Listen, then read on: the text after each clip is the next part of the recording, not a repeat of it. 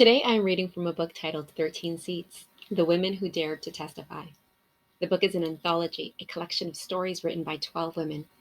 This is part one of a three-part series where I read a portion of chapter 6 titled Cry of My Heart.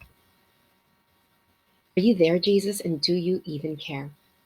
This was the cry of my heart in 2007.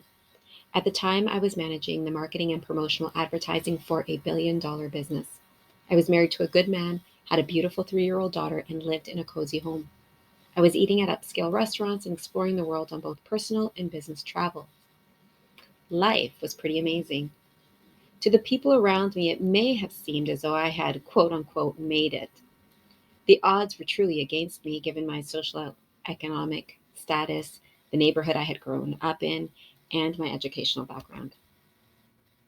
I was born in Toronto in the late 1970s. My parents are both of Ecuadorian descent and separately immigrated to Canada in the early 70s. They officially met and began their relationship in Toronto. Early in my parents' marriage, they began to explore Christianity by attending one of Toronto's pioneer churches in the Spanish-speaking community. I have few and very vague memories about church life as a child.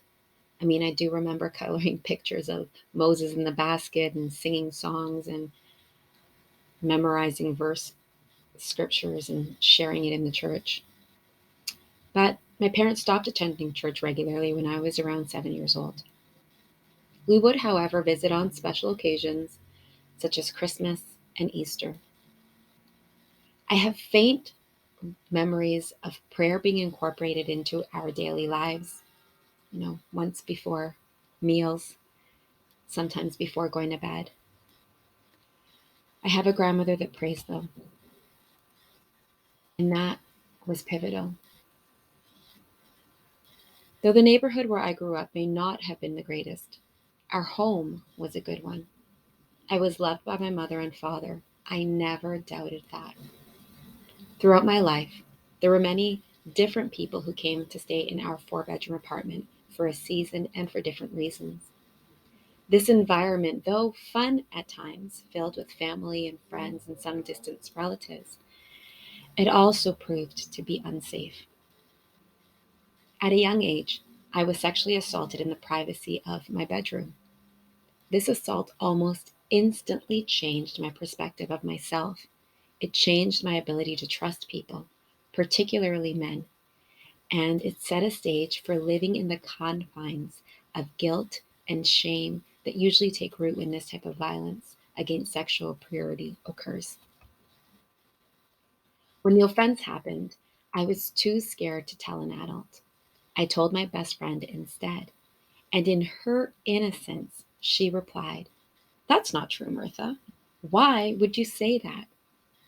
In that very moment, I remember thinking to myself, well, if she, who's my best friend and loves me and whom I love, does not believe me, then there's no chance anyone will ever believe me. So from that day forward, I decided I would never mention it again to anyone. That day, I believed a lie about myself. That day, in the darkness of my mind and in the brokenness of my heart, the enemy of my soul planted a seed of deception. That day, I covered myself from head to toe in the filthy blanket of the enemy's lies. And in my broken heart, I stayed hidden for over 2 decades. This led to several years of living a self destructive lifestyle.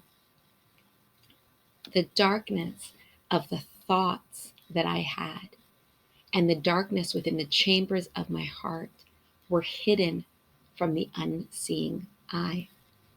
The person the world saw on the outside, the one that I chose to portray, was fun and full of mirth. But on the inside, I was committing spiritual, emotional, and physical suicide. I recall on several occasions hiding in the darkness of my bedroom closet as a child and as a teenager, and hearing whispers of death spoken to me in silence, telling me that I'm not worth it, that I don't deserve to live, that I should take my own life. As a young child and teenager, I had several thoughts like this. Some were more extreme than others. These thoughts at times led for me to experiment with different forms of self-harm, including cutting. Thank you for listening to part 1 of a 3-part series. Tomorrow we will continue with part 2 of Cry of My Heart, chapter 6 of the book titled 13 Seats, The Women Who Dared to Testify.